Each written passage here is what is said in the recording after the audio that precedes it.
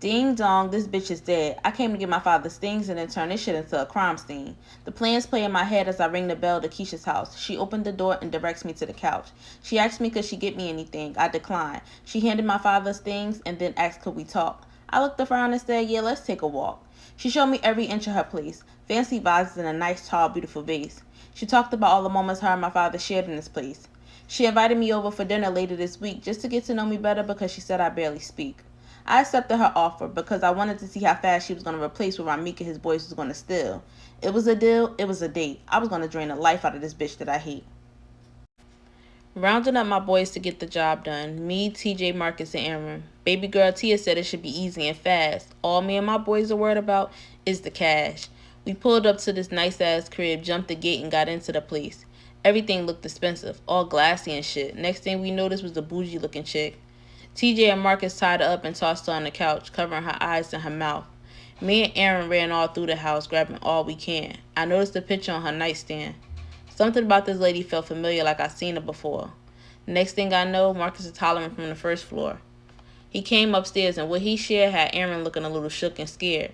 He said she was an attorney, and he noticed her awards on the wall as he walked down the hall. I thought to myself, that's where I know her from.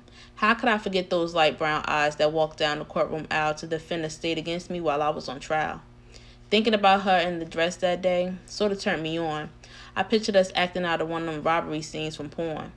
I ran downstairs and stared at her thighs while in my head still imagining her eyes. I told the boys I'd meet them at the car because suddenly my dick got hard. Aaron and Marcus left. TJ said he got next. We began playing with her like kids at Funplex. Since neither one of us could date her, we both decided to rape her. As I was setting up the dinner table for me and Tia, I thought I heard a weird sound. Turn around, 4 thugs appeared, tying me up, leaving nothing but my ears for me to hear. They were robbing me, I could tell, even though I couldn't see. Since the hard work was done, 2 of the guys decided to stay behind and have some fun. My sickness kicked in, so technically I win. 2 orgasms in one night? That's something I couldn't fight. They couldn't even see my reaction. It became hilarious that I was enjoying what was happening. I didn't even want it to stop. I actually got sad when it came to an end. They both ran out, leaving me tied. Tia showed up an hour later. She was able to walk right inside. She had got me untied. I couldn't help but laugh. I walked upstairs and drew me a bath. Poor child looked so confused, like she didn't know what to do. I assured her I was okay, and I was going to handle this my way. She asked what happened. I told her the truth, just not all what I planned to do. See, I'm very smart. I didn't tell her about how I had hidden cameras in my nice fine art. Big paintings on the wall, had videos of them all. After my bath, me and Tia had some laughs.